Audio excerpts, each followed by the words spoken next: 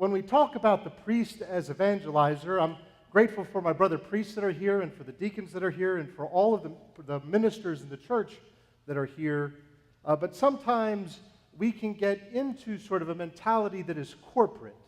We can get into a sense of having an action plan, and this is what we're going to follow, and we kind of can drive out the Spirit a little bit. We can move the Spirit out of the way. And I don't want to dwell on that, but I want to kind of say we need, in the new evangelization, and as priests, as evangelizers, to not get stuck in simple professionalism, but to be able to move into a dynamic relationship with Christ, who is at the center and the heart of the new evangelization. Unlike, let's see, I guess, there we go. So that's my title page. Unlike Bruce Springsteen, I don't look back at high school as my glory days. That's not where I am, but it was, in some respects, sort of a really great time for me. I was an Eagle Scout. I was voted by my senior class as most intelligent. What's happened since? I was in the National Honor Society. I was valedictorian. I ended up getting an appointment to the United States Air Force Academy. And it was there that I realized everyone there was just like me, which meant half of us were below average. Guess which half I was in? I struggled through basic training. I made it, though. I made it to the end of the basic training. I started going to Mass every day during basic training because the other option was to get yelled at for an hour by upperclassmen. I didn't think that was a bad exchange. When the school year started, I got into my classes, and I kind of muddled through with all the other demands, and I made it to the end of the first semester with a 2.8 grade point average. I hadn't got anything below a 4.0 in high school. Don't ask me how that's possible. They had weighted classes and other things. But 2.8. But I was like, okay, that's not bad. I started the second semester, and it was more difficult, especially Honors Calculus 2. Yes, I know. I was the only person from the honors program I had gone through Honors Calculus 1, got a C average. I was the only person that was in the bottom half of the class that didn't drop out of honors, right? I was the only person in the class that didn't have didn't have at least 2 semesters of college-level calculus before getting to the academy. My performance in the class merited an F, but they had never given an F to someone in an honors program at the Air Force Academy. So at a departmental meeting, the department got together and decided, the math department, that they would give me a D in order to keep from ruining their record. I ended up that second semester with a 1.67 GPA. Yeah, I did bad in other classes too. But that D kept that from being catastrophic because my cumulative GPA was 2.05. If you get below a 2.0 at the academy, they kick you out. So I survived on academic probation. But the heroes of the story, it's certainly not me, and it's certainly not the math department. At the end of that semester, my grandparents were celebrating their 50th wedding anniversary in Erlanger, Kentucky at St. Henry's Parish. And I wanted to come back for that celebration, but I was on academic probation. There was no way I could go.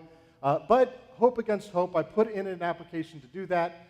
And it was years later that I kind of found out the rest of the story. You remember that? The rest of the story. Father John had been on the board that reviewed those requests, and I was on academic probation, but it had come up and sort of summarily with the colonels and generals to look at those things, they just pushed it aside. Not even a second thought. There's no reason to look at this. It should be rejected outright. We don't even have to waste any time on it. They went on through the rest of the meeting, And like I said, at my graduation, Father John told me the rest of the story. As the command chaplain there, he was in on the meeting, and he kind of said, well, why don't we reconsider this one? In the midst of a harsh and judging and rigid system, he brought mercy and compassion. And although I didn't know it till years later, that gift of allowing me to go and share the love of family and friends is probably something that meant more than a weekend of study. It meant a heart full of love. And Father John acted as Christ to me, even though I didn't know about it. He sacrificed, gave of himself, risked his reputation, in a sense, his credibility, to be able to say, let's be merciful. Let's let this guy go. In the preparations for the Synod on the new Evangelization, there were a couple of statements I'd like to share with you, but one of them was that the Christian faith is not just, or not simply teachings, wise sayings, a code of morality, or a tradition. The Christian faith is a true encounter and relationship with Jesus Christ. The priest as evangelizer is a representative and it is in fact a presence of Christ to those who need that encounter, who need that experience and relationship with Christ, that the priest stands in a way in that place. And in a sense, each of us here do. That when we're faced with that choice of rigidity or sacrifice, of compassion, what will we do? Where will we be? Do we reach out as Christ to others? Also in that document, I wanted to share another comment or another statement. This is a little bit longer, but it's pretty good. It says, the way Jesus treated people is to be considered an essential element of Jesus' method of evangelizing. He was able to welcome everyone without distinction and never excluded anyone. First the poor, then the rich like Zacchaeus and Joseph of Arimathea, outsiders like the centurion and the Syrophoenician woman, the righteous like Nathanael, and prostitutes and public sinners with whom he also sat at table. Jesus knew how to plumb the depths of a person and elicit faith in the God who first loved us, whose love always precedes us and is not dependent on our own merits because he is love itself. God is love. In this manner, he sets down how the church is to evangelize, demonstrating for her the heart of the Christian faith, namely to believe in love and in the face and voice of this love, namely Jesus Christ.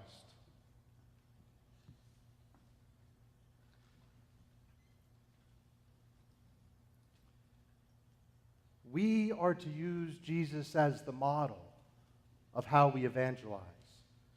We are to use Jesus in the way that he accepted, reached out, as Archbishop Kurt said, knew the name of others, that we are to see that Christ is the one who gives us the example throughout the Scriptures, in fulfillment of all the Scriptures, that he is the one who we look to as evangelizers, as priests, as evangelizers, but all of us. And, if you are in the United States, it is likely that you have a mentality that perhaps we should have the 7 effective habits of highly effective evangelists.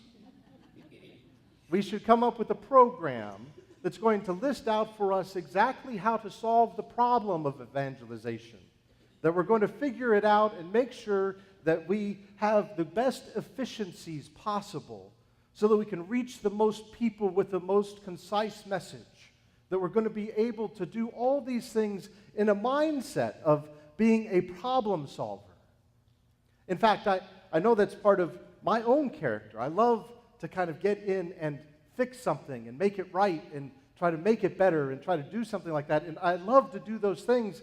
And I remember a conversation I had with a friend of mine who was later ordained a priest for the Diocese of Toulouse in France, and I am the vocation director, Archbishop. I want to keep my job as vocation director. But in this conversation, he said, in the United States, they see the vocation problem, they identify it as a problem, they see that they need to fix it. They dedicate resources for it. They come up with creative programs. They figure out sort of how to make something new or different and try to fix the problem. He said, mostly in France, we see it as the will of God and how we need to accept it. That's why I want to keep my job. I don't think that's right either, fully. But I do think it's refreshing that even as we make all our plans and programs, that the most important thing is that connection to the vine, is to be plugged into God's will and what He is doing. That we are called not just to create something in our own image, but to be followers of Jesus who share His love for others, who reach out in a very personal way, one-to-one with one another. Now, having said all that, I'm probably now going to step off a little bit of the area of hypocrisy and give you 4 things that I'd like you to remember in how we as priests and how all of us really are evangelizers like Jesus. The first one is that we need to be real. We need to be authentic. When I was in the Air Force, I served as an intelligence officer, and one of my assignments was for 3 months in Saudi Arabia at Khobar Towers. And there was a chaplain there, Father John Kowalson. And in the process of, I had gotten into a point with Father Steve Pohl, who was vocation director at the time. I was thinking about priesthood, and I was thinking, maybe I can go out of the military, out of the Air Force, and go into seminary. And so I'd started that process. I'd submitted the application, the paperwork. I'd gone through all that, and I had gotten to Saudi Arabia. And while I was there at Khobar Towers, the decision of the Air Force came back on whether or not they would let me out of the Air Force early to go to seminary. And they said yes, thankfully. However, they said, you also have to pay us back $35,000. So it wasn't a simple yes, right? And I'm like, what am I going to do? How do I do this? What's the issue? I ran up $800 in phone bills calling back to the United States in a week, trying to figure out. They gave me 7 days to reply from Saudi Arabia. In the midst of all that, Father John Kowalson, he took me out to dinner, and he said, look, before you make this decision, I want to tell you the good, the bad, and the ugly of priesthood. I said, okay, great. And he started out with the good, and he talked about all the blessings and the wonderful things that priesthood brings and the service that it allows and all those kinds of things. And he kind of got to the bad and the difficulties and the challenges, and then he got to some of the ugly stuff of the priesthood. And in fact, I remember at one point he said to me, there are a lot of healthy, mature, emotionally well-balanced men that enter seminary, and a lot of deeply psychologically troubled men who leave seminary. Present company excluded. So it wasn't the best tactic, perhaps. But at the end of it, he said, now I want to know, is this still what you want to do? And I said, yeah, I think it is. I think this is what I want to do. He pulled out his checkbook. He wrote a check for $1,350 as seed money to pay back the Air Force, giving me the freedom to say yes to God's will, the ability to do that. He was Christ for me. He wasn't fake about it. He didn't try to tell me all the blessings and wonderful things only of priesthood. He was very real and authentic, like Jesus. But he was also self-giving. And he was real in the way he touched my life and gave me the freedom to move forward. The second thing that we need to do is not just to be real and authentic, but to be relevant. We need to be dealing with real life, real life issues, not sort of a head in the clouds kind of thing. And I remember I was at, I was newly ordained and as a priest. And I was there, and I was walking through the narthex, through the gathering space there, and I noticed through the doors, the glass in the doors, this is not an actual picture, but that there was a woman sitting in a pew by herself in the back of church. I was probably on my way somewhere else. I probably had other things I was doing. I probably entered the church seeking to see how she was with some sense of, does she know she's not supposed to be here? Right? I sat down next to her and I said, are you okay? How's it going? And she said, my son has just been arrested. He's a minor, but arrested for sexual abuse of another child. He's a monster. What should I do? I don't remember everything I said to her. I know that I listened. I know that I was present with her. I know I said, even though he's in this situation, you are his mother. You can still love him. Over that time, she thanked me and left. I hadn't seen her again. Last fall, years later, I saw her. She came up to me after Mass. I wouldn't have recognized her or remembered her. She said, do you remember me? And to my failure, I said, I don't think so. So she reminded me of the story. And she said, one, her son had gotten out of prison or out of juvenile detention, is doing well, and thank you for being there. That is real life. We need to be like Jesus and enter into the lives of people where they are with a heart of compassion, yes, a heart to lift up and offer freedom, but to be with them where they are. Now, the third thing, so we have to be real, we have to have real life, or be relevant, and I'm going to skip that one, and we also have to be real enjoyable, right? Jesus had an attractive personality. He had a way of connecting with people, of lifting them up, of lifting heavy loads and burdens, and you kind of got the sense that he enjoyed life, right? Some people called him a drunkard, among other things, and we understand that Jesus had a very attractive kind of personality, and we should try to let that be reflected in our own lives too. Many of you know I was pastor at St. Lawrence Parish just next door, and I remember I loved how well the community sang, right? And how much gusto they had, and how great it was. And this is not a picture of them either. These are generic pictures. I wish I had paparazzi that followed me around all the time. But during Lent, we simplified. And of course, we had omitted the Gloria during the season of Lent. And so we got to Easter and Easter season, and oh gosh, it was just so wonderful. It was great to hear the people singing and the voices singing the Gloria. And one Sunday right after Easter, we had this, and I'm thinking, boy, this is sounding great. I just love it, you know? And we get to that moment, just that brief moment of silence that follows any song. And a young 4 or 5-year-old boy says, well, thank God that's over.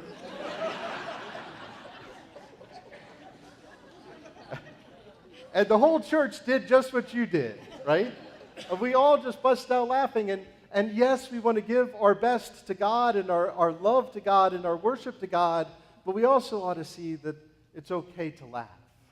It's okay to see that God is in the joy of life, that we should be joyous in being like Christ, that those are the things that we do. And that was a wonderful reminder to us of that presence. And one final thing, and then I will be done, and God's will be done. The last thing is that we also need to deal with real people, right? I had gone to Holy Cross High School, and I had gone to the Air Force Academy following that, you know, and really you heard one of the stories, but there were lots of stories that just expanded my understanding of God and who He was and how I related to Him and the Holy Spirit's role in my life. and that sort of experience of encountering Jesus in the midst of that. And some of that came through brothers and sisters who were Protestant. And some of that carried with it a challenge to me in my Catholic faith. And I remember struggling with some of the teachings of the church and how do I accept this or not accept this? This is the challenge to my faith. What do I do? And I would come home and I would go to Holy Cross High School, my alma mater, and Father John Judy would have office hours as the chaplain there. And he would say, well, why don't you come down to my office? And we'd sit there and he would talk to me about what I was experiencing and what the church really was and how Christ was the answer to that. And there wasn't a need to abandon the faith of my youth, but to embrace it. And it was a wonderful gift that he gave to me, not to think of me as too much trouble. He probably thinks that now. But to think of me as being worth the investment, a real person before him that needed assistance and help. So we want to be like Christ. Real, authentic, fun, with real people, doing our lives together. To be an evangelist as a priest means that we do those things and we help as a good shepherd all of the people in our care to also do those things, to encounter Christ, to have a relationship with Christ, to have freedom and healing, and to be able to move forward in love and mission. Because in the end, and this is real important, we do not get the church we want. We do not get the church we want. We get the church we are.